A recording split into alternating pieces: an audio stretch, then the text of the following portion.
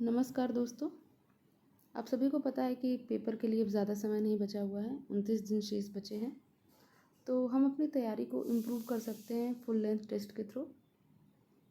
तो मैंने सोचा कि अब हम FLT शुरू करते हैं ताकि ये हमारी तैयारी को और ज़्यादा मजबूत बनाए।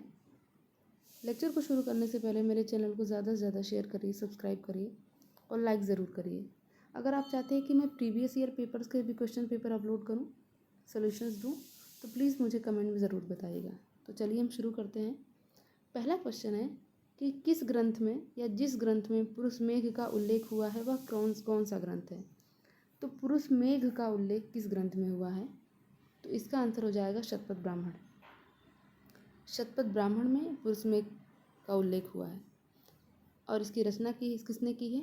याज्ञवल्क्य ने इसकी रचना की है। अगला क्वेश्चन है, निम्नलिखित में से कौन सा सही सुमेलित नहीं है? पहला कल्पसूत्र, इसके रचनाकार भद्रबाहु। परिशिष्ट पर्व हेमचंद्र सूरी। सम्रादित्य कथा हरिविजय सूरी और कुवलय माला उद्घोतन सूरी। तो इसका आंसर हो जाएगा सम्रादित्य की जो हरिविजय सूरी है ये गलत है। क्यों? क्योंकि पूर्व मध्यकाल में, हम इसका डिटेल जान लेते हैं। पूर्व मध्यकाल में अनेक जैन कथा तथा पुराणों की रचना हुई जिसमें हरिभद्र सूरी कृत सम्रादित्य कथा, हरिविजय सूरी नहीं, हरिभद्र सूरी ने सम्रादित्य कथा, मूर्खाख्यान और कथा कोश प्रमुख हैं। तो इनकी ये तीनों रचनाएं थीं और उनका नाम था हरिभद्र सूरी। अगला क्वेश्चन है, निम्नलिखित में से किसे सेनिया कहा जाता था? निम्नलिखित में से किसे सेनिया कहा जाता था? सेनिया क्या थी? नियमित और स्थायी सेना रखने वाला। तो किसे कहा जाता था? तो उसका आंसर है राजा बिंबिसार। ठीक है, राजा बिंबिसार, जिन्हें श्रेनिका या सेनिया के नाम से भी जाना जाता था, वे राजा भक्तिया के पुत्र थे और जो हर्यक वंश के पहले राजा थे। ठीक है, अगला क्वेश्चन है, निम्नलिखित में से बताना है आपकी कि वह कौन सा स्तूप स्थल है जिसका संबंध भगवान बुद्ध के जीवन की किसी घटना से नहीं रहा है। तो आप सभी को पता है कि इसका आंसर हो जाएगा सांची। क्यों हो जाएगा इसका आंसर सांची? क्योंकि यहाँ पे बुद्ध स्तूप तो है परंतु वहाँ पे भगवान बुद्ध कभी नहीं गए। वो सारनाथ, बोध गया, कुशीनारा, ये सब चीज़ें उनसे संबंधित हैं, पर वहाँ सिर्फ स्तूप बना हुआ है, पर उनके जीवन की किसी घटना से संबंधित नहीं है। तो ये आंसर हो जाएगा सांची। अगला क्वेश्चन है, पंकोदक सन्निरोधे मौर्य प्रशासन द्वारा किया जाने वाला जुर्माना था। तो कौन सा वाला जुर्माना था ये? पीने के पानी को गंदा करने वाला, सड़क पर कीचड़ फैलाने वाला, कूड़ा फेंकने पर या मंदिर को गंदा करने पर। तो कौन सा है इसका आंसर? इसका आंसर है सड़क पर कीचड़ फैलाने वाला।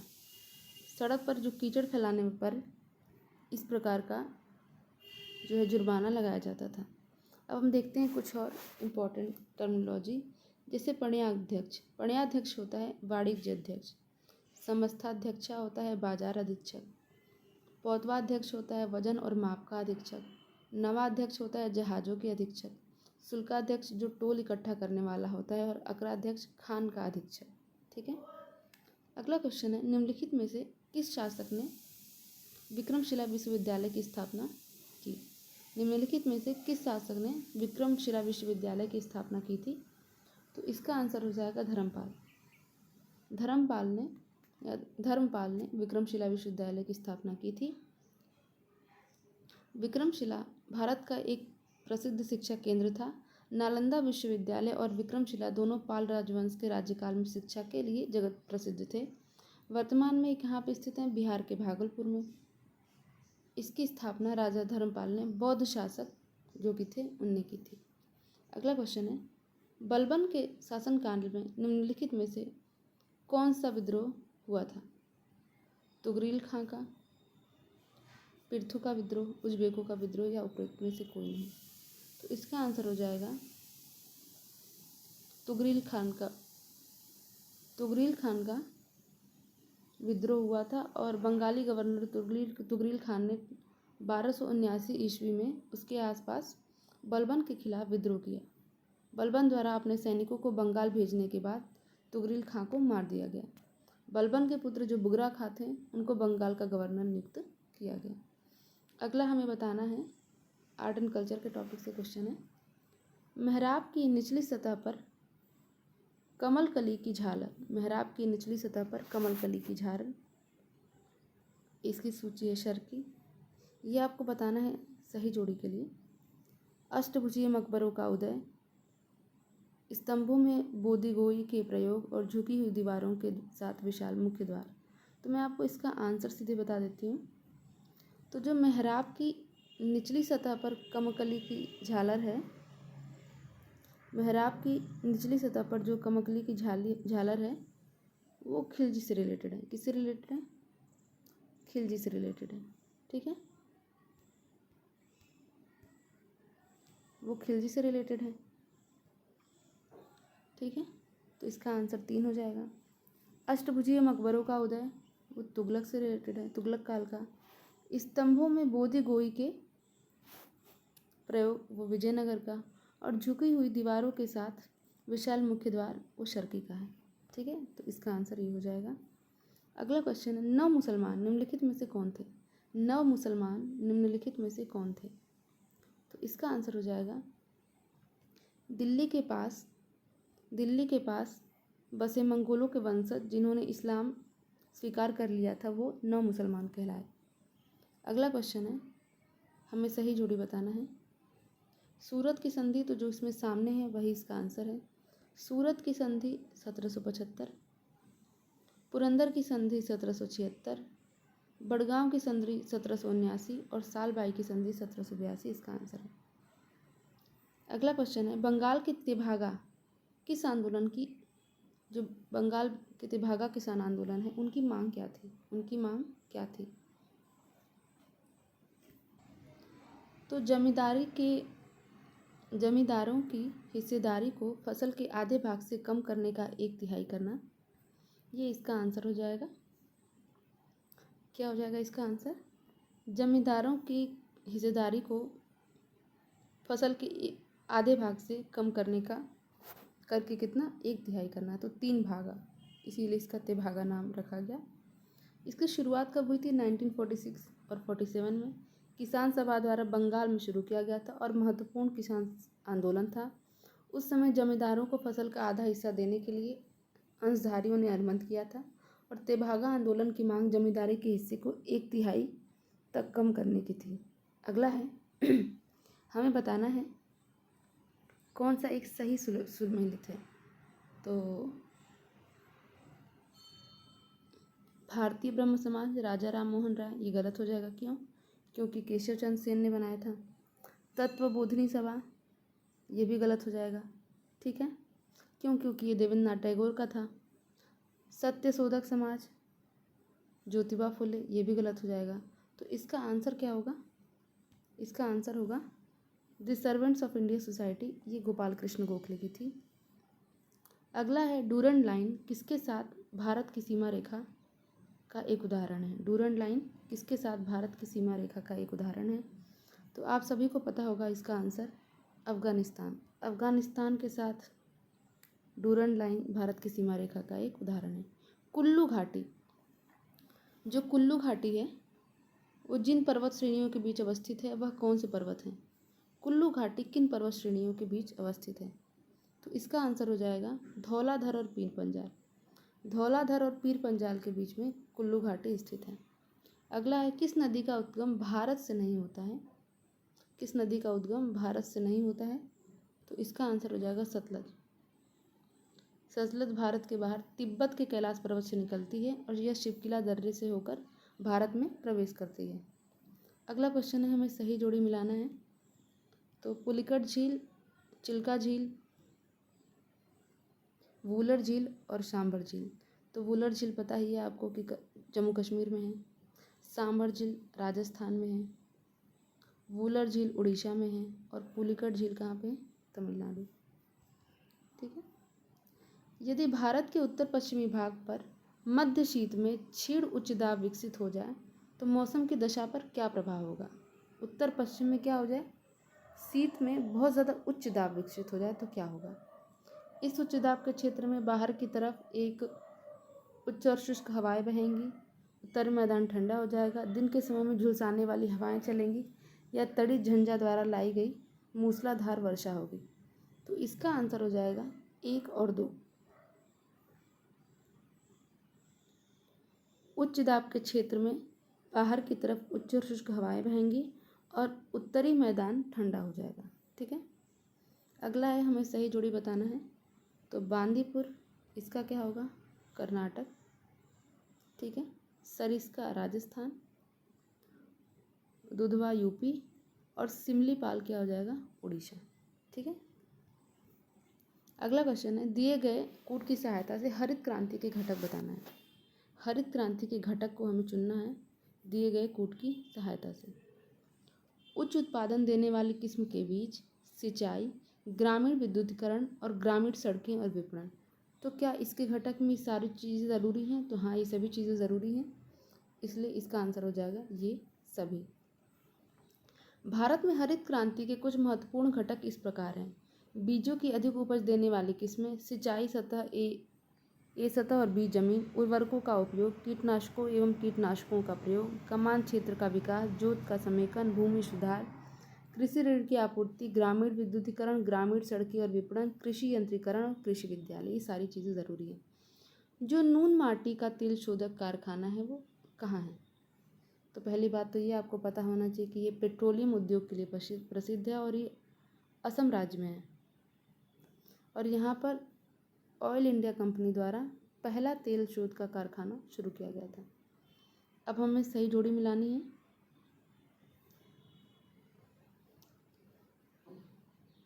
पहले का हो जाएगा बाल्को का हो जाएगा कोरबा। ठीक है, ये एल्यूमिनियम कंपनीज हैं। बाल्को का हो जाएगा कोरबा,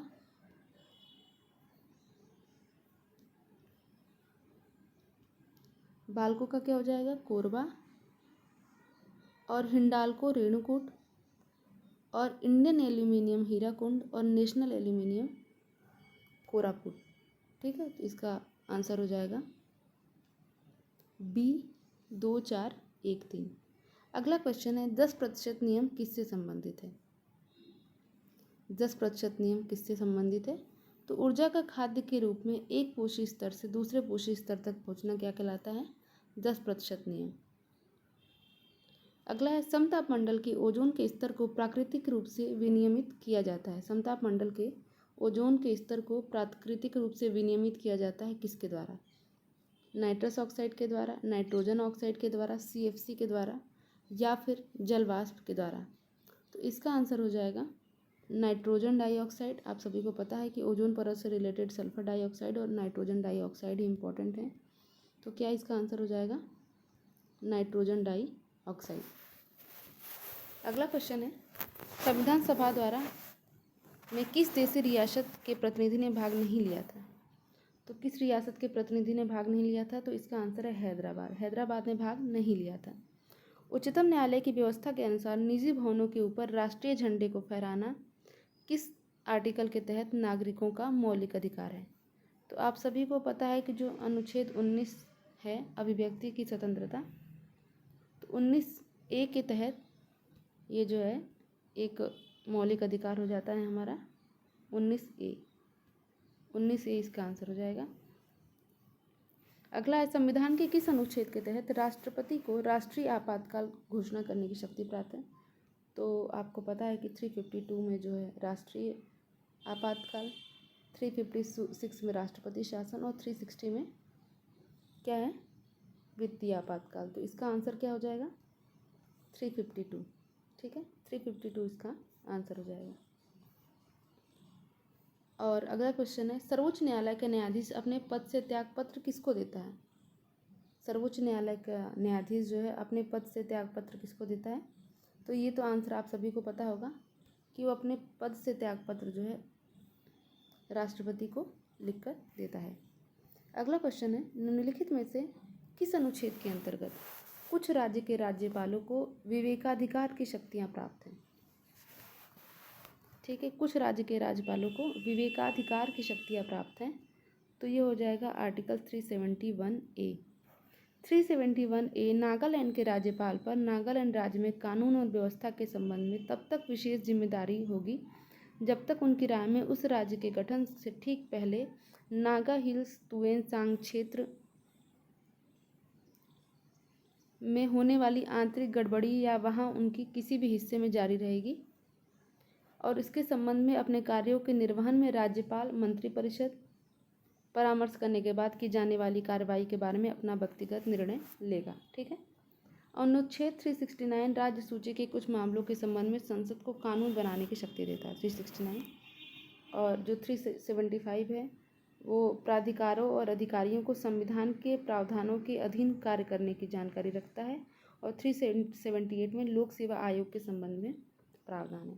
अगला क्वेश्चन है कि 73वें संविधान संशोधन का अभिपालन करने वाला पहला राज्य कौन सा है? तो ये कौन सा राज्य है? ये पहला राज्य है मध्य प्रदेश। 73वें संविधान संशोधन का अभिपालन करने वाला पहला राज्य मध्य प्रदेश है। 1992 में ये अधिनियम है और संविधान के अनुच्छेद 16 और 11 अनुसूची के एक नए भाग 9 को आधार बनाएगी। ठीक है। संविधान के अनुच्छेद 16 गलत हो सकता है, ये गलत होगा, सिर्फ भाग 9 आपको याद रखना है। ठीक है। अगला क्वेश्चन है, हमें सही जोड़ी बताना है। लोकसभा का सदस्य, राष्ट्रपति, उपराष्ट्रपति और स्पीकर, ये हमें बताना है कि कौन किसके द्वारा निर्वाचित होता है। तो जो लोकसभा का सदस्य होता है, आप सभी को पता है कि वो वयस्क मतदान द्वारा निर्वाचित होता है। राष्ट्रपति निर्वाचक मंडल द्वारा निर्वाचित होता है। उपराष्ट्रपति जो है संसद द्वारा निर्वाचित होता है और अध्यक्ष जो स्पीकर है वो लोकसभा द्वारा निर्वाचित होता है।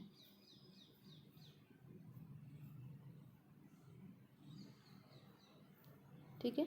अगला क्वेश्चन है, हमें बताना है सही जोड़ी कि किसकी स्थापना कब हुई। तो भारतीय रिजर्व बैंक की स्थापना 1935 में हुई। भारतीय आयात निर्यात बैंक की स्थापना 1982 में हुई। स्टेट बैंक की स्थापना 1955 में और आवास बैंक की स्थापना 1988 में हो जाएगा। ये इसकी सही जोड़ी है। अगला क्वेश्चन है, इसमें भी हमें बताना है, सही जोड़ी मिलानी है हमें इसमें। उपग्रह प्रक्षेपण यान 3, तो इसका क्या हो जाएगा? रोहिणी। संवर्धित उपग्रह प्रक्षेपण यान, तो इसका चंद्रयान 1। ध्रुवीय उपग्रह प्रक्षेपण यान, तो ये एजुसेट है। और भू समकालिक उपग्रह प्रक्षेपण यान, तो स्रोत सी हो जाएगा इसका आंसर। ठीक है। तो 2 1 4 3, सॉरी मैंने गलत कर दिया, 2 3 1 4 होना था, 2 3 1 4 होना था। मैं फिर से आपको बता देती हूँ कि इसका आंसर 2 3 1 4 होगा। 2 3 और 1 4 अर्थात उपग्रह प्रक्षेपण यान रोहिणी, संवर्धित उपग्रह प्रक्षेपण यान स्रोत सी, ध्रुवीय उपग्रह प्रक्षेपण यान चंद्रयान 1। एक सेकेंड, ध्रुवीय प्रक्षेपण यान जो है एजुसेट और भू समकालिक उपग्रह प्रक्षेपण यान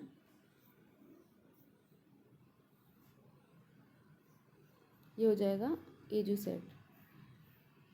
इसका 2 3 1 4 आंसर है। भू समकालिक उपग्रह एजुसेट, ध्रुवीय उपग्रह प्रक्षेपण यान ये हो जाएगा उपग्रह प्रक्षेपण यान रोहिणी, और संबंधित उपग्रह स्रोत हो जाएगा। ठीक है। ये सही जोड़ी है। अगला क्वेश्चन है, सीडी रोम में से सीडी रोम क्या है? सीडी रोम क्या है? तो सीडी रोम है एक मैग्नेटिक मेमोरी। क्या है? सीडी रोम एक मैग्नेटिक मेमोरी है। और सीडी रोम का अर्थ क्या होता है? Compact disc read only memory. क्या होता है? Compact disc read only memory. और इसका उपयोग सेकेंडरी मेमोरी या सेकेंडरी स्टोरेज के लिए किया जाता है। अगला है, वेब क्रॉलर क्या है? वेब क्रॉलर क्या है? तो इसका आंसर हो जाएगा, वेब क्रॉलर एक कंप्यूटर प्रोग्राम है जो कि वर्ल्ड वाइड वेब को स्वचालित तरीके से तथा एक क्रमबद्ध शैली में क्या करता है, ब्राउज़ करता है। इसको हम वेब स्पाइडर भी कहते हैं। ये MPPSC 2019 में पूछा जा चुका है। एक वेब क्रॉलर इंटरनेट से कोई सामग्री को डाउनलोड और अनुक्रमित करता है। क्रॉलिंग का अर्थ होता है स्वचालित रूप से किसी वेबसाइट तक पहुंचना और सॉफ्टवेयर प्रोग्राम के माध्यम से डेटा प्राप्त करना। ये बोट सर्च इंजन द्वारा संचालित होता है। अगला है, परमार वंश के महान प्रतापी शासक राजा भोज ने भोज शिव मंदिर का निर्माण मध्य प्रदेश के किस स्थान पर कराया था? तो इसका आंसर आप सभी को पता होगा, रायसेन में भोजपुर का मंदिर है। ठीक है। अगला क्वेश्चन है, 1857 में महान विप्लव की पृष्ठभूमि के संदर्भ में भारतीय स्वाधीनता का प्रथम प्रस्ताव 1836 ईस्वी में बुंदेलखंड की किस रियासत में पारित हुआ? तो ये आप सभी को पता होगा। इसका आंसर हो जाएगा चरखारी रियासत। क्या हो जाएगा इसका आंसर? चरखारी रियासत से प्रस्ताव जो है बुंदेलखंड में पारित हुआ था। ठीक है। ये आप चाहें तो स्क्रीनशॉट लेके इसका एक्सप्लेनेशन पढ़ सकते हैं। महाभारत में वर्णित कारुष देश का संबंध वर्तमान में किससे है? तो महाभारत में वर्णित जो कारुष देश है उसका संबंध रीवा जिले से है। किससे? रीवा जिले से।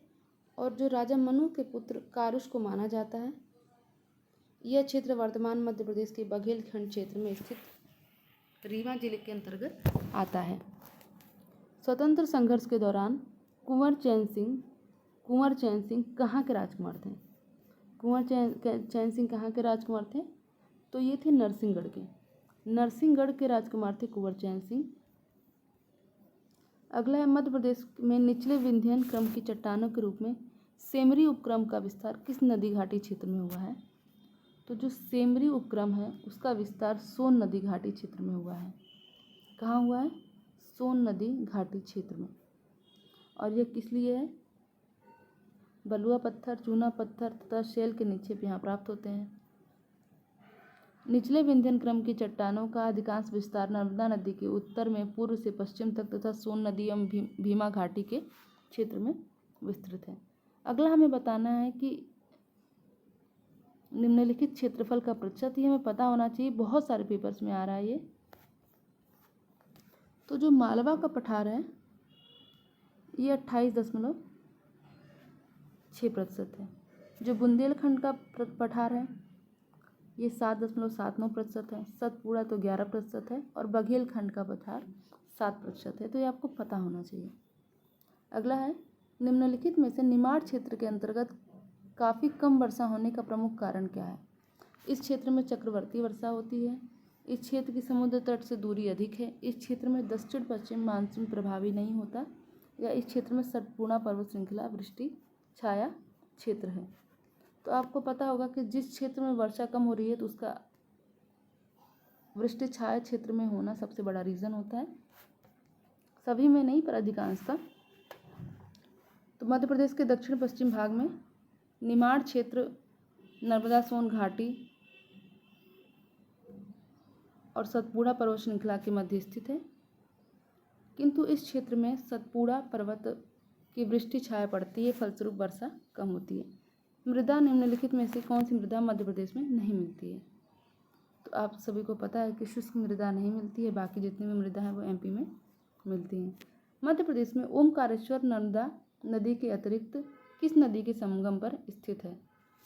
ओमकारेश्वर नर्मदा के अतिरिक्त किस नदी के संगम पर स्थित है? तो आपको पता होगा कि जब आप अगर कभी वहाँ पे जाएंगे आप ओमकारेश्वर, तो आप सभी को बताते हैं कि नर्मदा व कावेरी नदी के संगम पर ये स्थित है। तो नर्मदा नदी के अतिरिक्त कावेरी नदी के संगम पर स्थित है। हम लोग जब वहाँ पे गए तो घूमने के लिए, तो हम लोग को पता चला कि अच्छा यहाँ पे भी कोई कावेरी नदी है। ठीक है। इसके बाद है सही जोड़ी, गांधी सागर बांध। गांधी सागर बांध तो आपको पता ही, चंबल नदी। बाढ़ सागर सोन नदी, माता टीला बेतवा और पुनासा बांध नर्मदा नदी। ये इसका सही जोड़ी हो जाएगा। आगे हमें बताना है सागौन वन, साल वन, मिश्रित वन और कंटीले वन कहाँ होंगे। सागौन वन, साल वन, मिश्रित वन और कटीले वन। तो सागौन वन आपको पता ही है कि सबसे ज़्यादा होशंगाबाद, बैतूल और छिंदवाड़ा में है। साल वन सीधी उमरिया और शहडोल में है। मिश्रित वन जो है भोपाल, जबलपुर में होते हैं। और कटीले वन शिवपुरी, भिंड, मुरैना इस क्षेत्र में कटीले वन आते हैं। आगे का है क्वेश्चन, मध्य प्रदेश में वानिकी संदेश एवं वन धन नामक पत्रिका का प्रकाशन किस संस्थान द्वारा किया जाता है? किस संस्थान द्वारा किया जाता है? मध्य प्रदेश में वानिकी संदेश एवं वन धन पत्रिका जो पत्रिका है उसका संस्थान द्वारा किसका प्रकाशन किया जाता है? किस संस्थान द्वारा? तो वह है राज्य वन अनुसंधान संस्थान जबलपुर। तो वानिकी संदेश हो गया और वन धन, ये दोनों पत्रिकाएं राज्य वन अनुसंधान संस्थान जबलपुर द्वारा प्रकाशित की जाती हैं। अगला क्वेश्चन है, हमें बताना है ये निम्नलिखित में से जितनी ताप विद्युत परियोजनाएं हैं कहाँ पे हैं। एक क्वेश्चन में आपके 4 क्वेश्चंस तैयार हो जा रहे हैं। तो चलिए हम देखते हैं। चांदनी ताप विद्युत केंद्र आपको पता है बुरहानपुर, झाबुआ ताप विद्युत केंद्र सिवनी, बैरथी और ये बरेठी भी इसको बोलते हैं, ये छतरपुर में है। और संजय ताप विद्युत केंद्र उमरिया। मध्य प्रदेश में राष्ट्रपति शासन सर्वप्रथम किस वर्ष लगाया गया था? तो ये आप सभी को पता होगा कि राष्ट्रपति शासन एमपी में 3 बार लगाया जा चुका है और पहला राष्ट्रपति शासन 1977 में लगाया गया था। और उस टाइम पे राज्यपाल कौन थे और मुख्यमंत्री कौन थे, ये मुझे कमेंट बॉक्स में ज़रूर बताइएगा। अगला है, मध्य प्रदेश के भूतपूर्व मुख्यमंत्री श्री गोविंद नारायण सिंह किस जिले के मूल निवासी थे? तो गोविंद नारायण सिंह किस जिले के मूल निवासी थे? तो इसका आंसर हो जाएगा, इसका आंसर क्या हो जाएगा? मंडला। गोविंद नारायण सिंह सतना जिले के जो है मूल निवासी थे। ये प्रथम गैर कांग्रेस मुख्यमंत्री थे और रामपुर बघेलन के ये निवासी थे। इनके पिता का नाम अवधेश प्रताप सिंह था, जो कि आपको पता है स्वतंत्रता आंदोलन में इनने भागीदारी इनकी काफ़ी महत्वपूर्ण थी। मध्य प्रदेश, अगला क्वेश्चन है, मध्य प्रदेश पंचायत राज अधिनियम 1993 में कुल कितनी धाराएं हैं? कुल कितनी धाराएं हैं इसमें? तो ये एमपीपीएससी के किसी पेपर में पूछा जा चुका है। तो 132 धाराएं और 15 अध्याय इसमें हैं। अगला क्वेश्चन है, मध्य प्रदेश राज्य मानवाधिकार का गठन कब किया गया था? मध्य प्रदेश राज्य मानवाधिकार का गठन कब किया गया था? तो वो है 13 सितंबर 1995 को मध्य प्रदेश राज्य मानवाधिकार का गठन किया गया था। मध्य प्रदेश में घरेलू हिंसा से पीड़ित महिलाओं के हितार्थ के लिए कौन सी योजना शुरू की गई है? घरेलू हिंसा की बात हो रही है, तो इसका आंसर हो जाएगा ऊषा किरण योजना। ऊषा किरण योजना जो है वो घरेलू हिंसा से पीड़ित महिलाओं के हितार्थ के लिए शुरू की गई थी। अगला क्वेश्चन है, हमें बताना है कि वर्ष 2011 की जनगणना के अनुसार शहरी जनसंख्या का प्रतिशत कितना है? कितने प्रतिशत जो जनसंख्या है वो शहरी जनसंख्या है? तो इसका आंसर हो जाएगा 27.63%। 27.63% जो है शहरी जनसंख्या है। तो बाकी बचा हुआ जो क्षेत्र है वो कौन सा हो जाएगा? ग्रामीण जनसंख्या।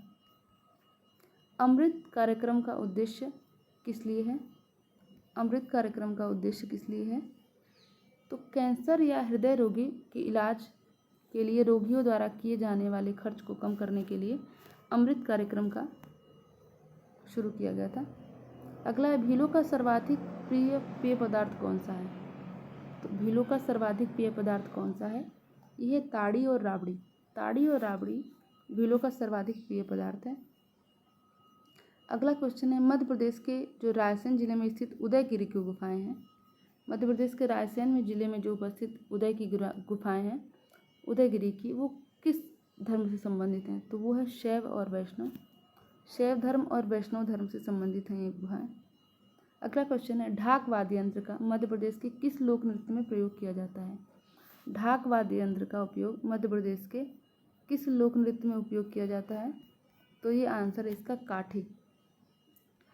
काठी वाद्य यंत्र में काठी नृत्य में ढाक वाद्य यंत्र का जो है इस्तेमाल किया जाता है? तो इसका आंसर हो जाएगा काठी।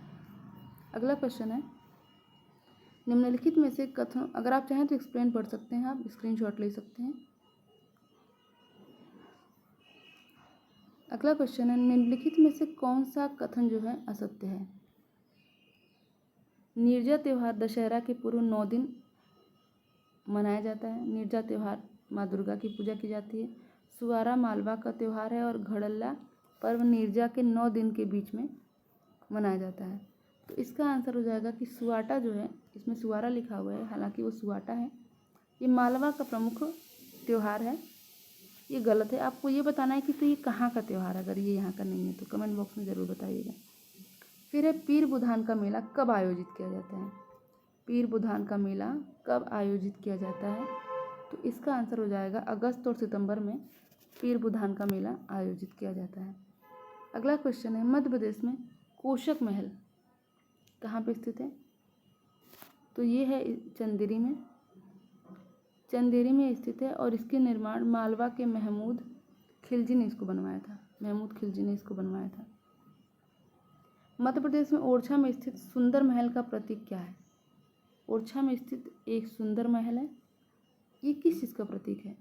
तो ये राजकुमार धूर्वजन एवं उनकी प्रेमिका के प्रेम का प्रतीक है सुंदर महल। ठीक है।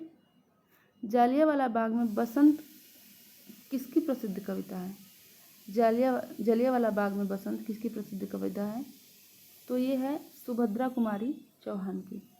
सुभद्रा कुमारी चौहान की जालियांवाला बाग में बसंत इनकी प्रसिद्ध कविता है।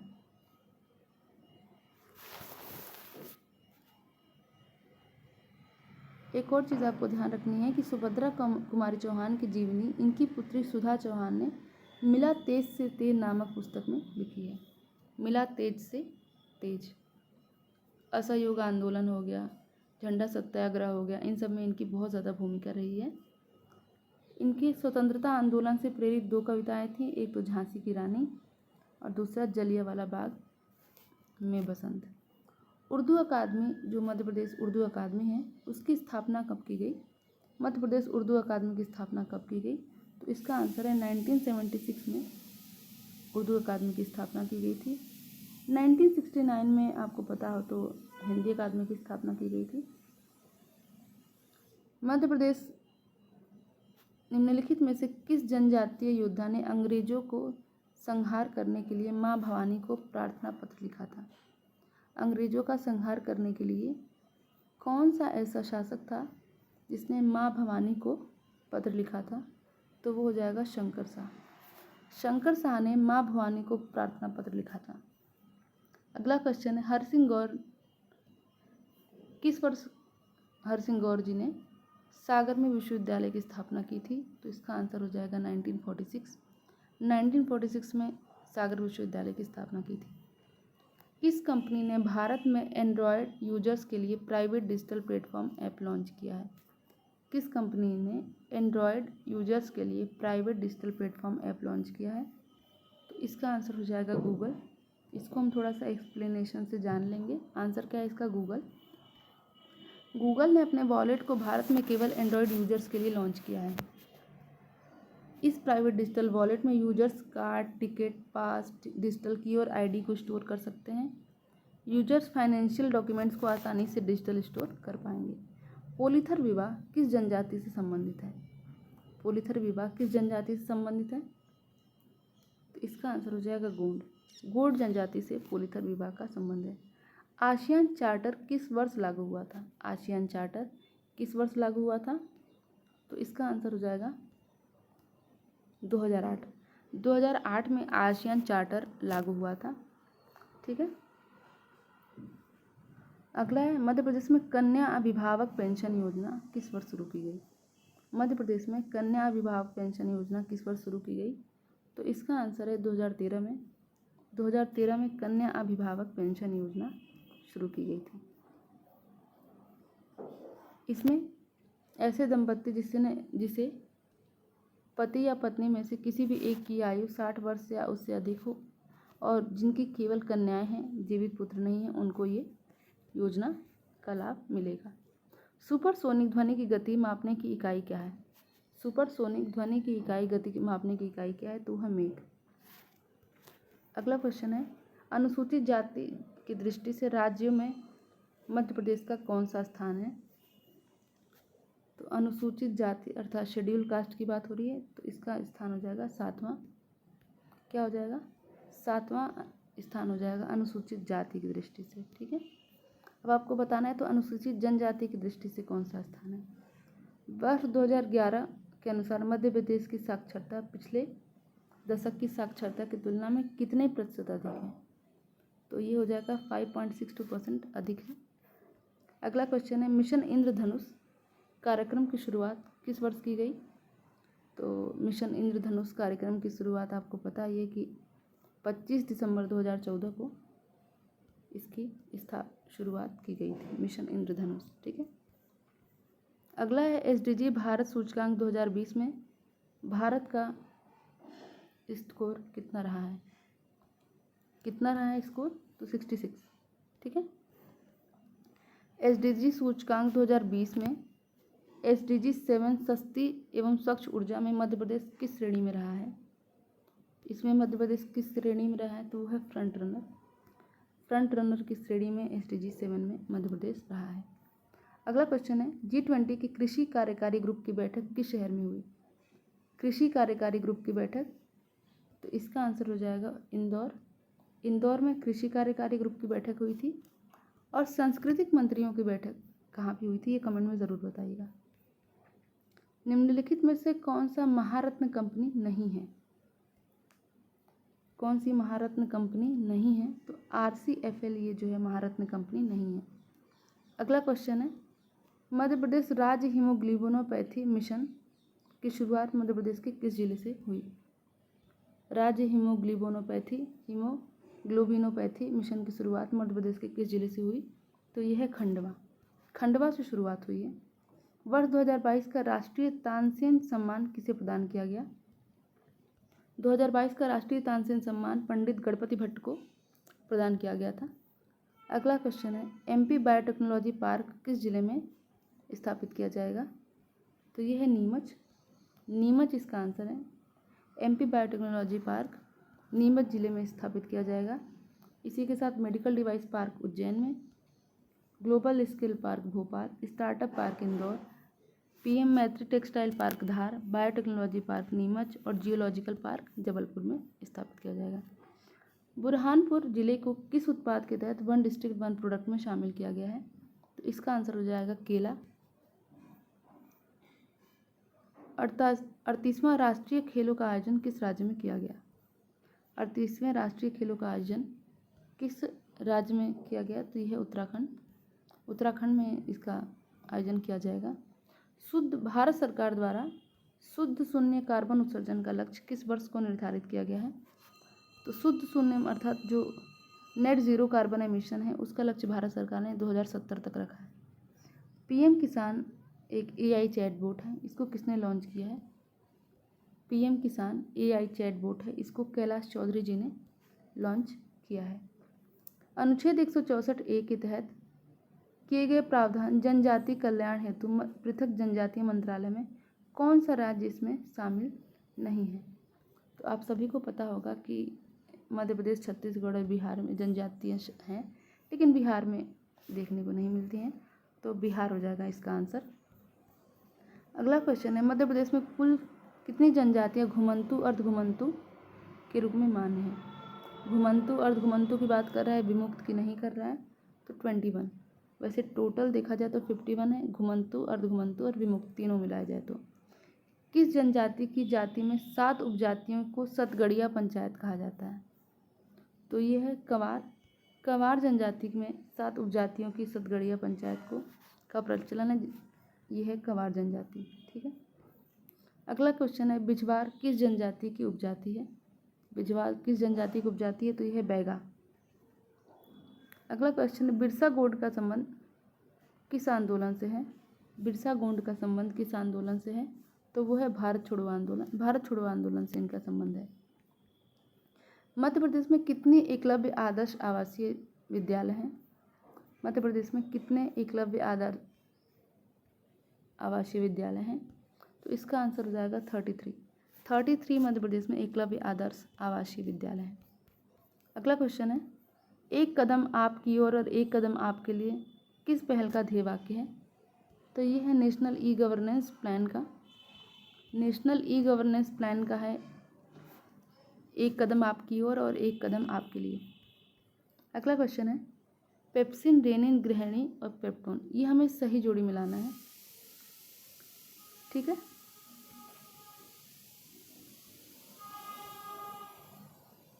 तो पेप्सिन प्रोटीन को पेप्टोन में बदल देता है। रेनिन कैसिनोजन को प्रोटीन में कैसिनोजन प्रोटीन जो होता है उससे कैसीन में बदल देता है। गृहिणी छोटी आंत का प्रारंभ होता है और पेप्टोन्स जो है एमिनो एसिड से बने सरल घुलनशील पदार्थ होते हैं। अगला है, मूत्रालय के पास प्रायः नाक में चुभने वाली गंध का कारण क्या है? तो ये तो आपको पता होगा, इसका आंसर हो जाएगा अमोनिया। क्या हो जाएगा इसका आंसर? जो मूत्रालयों के पास जो बहुत तीक्ष्ण गंध आती है वो अमोनिया के कारण होती है।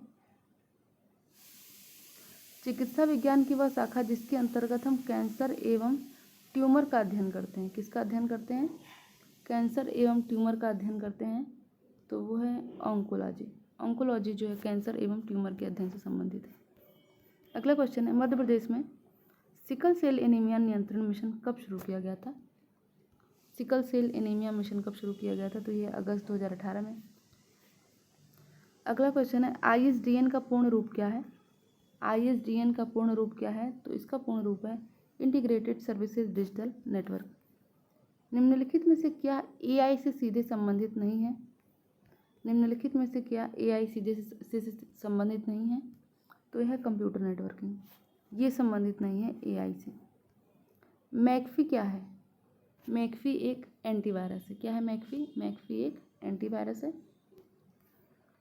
तिलिस्म की रचना किसने की है? तो तिलिस्म की रचना तिलिस्म की रचना शरद जोशी जी ने की है।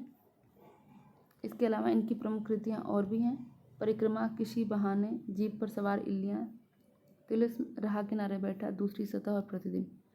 मंगनू गारू उइके का संबंध मध्य प्रदेश के किस जिले से है? मंगनू गारू उइके का संबंध मध्य प्रदेश के किस जिले से है? तो ये है सागर जिले से मंगनू गारू उइके का संबंध है और ये भारतीय राजनीतिक एवं सामाजिक कार्यकर्ता थे। इनका जन्म 1901 में बधौना में हुआ था। पिता का नाम गुन उइके था और इन्होंने नैनपुर मंडला को अपनी स्थायी निवास बताया था। ये पहली, दूसरी, तीसरी, चौथी, 5वीं लोकसभा में संसद सदस्य रहे और 1969 में पद्मश्री से सम्मानित किया गया था। इसी के साथ पूरे 100 क्वेश्चंस कंप्लीट होते हैं। ये लेक्चर आपको कैसा लगा ज़रूर बताइएगा। धन्यवाद।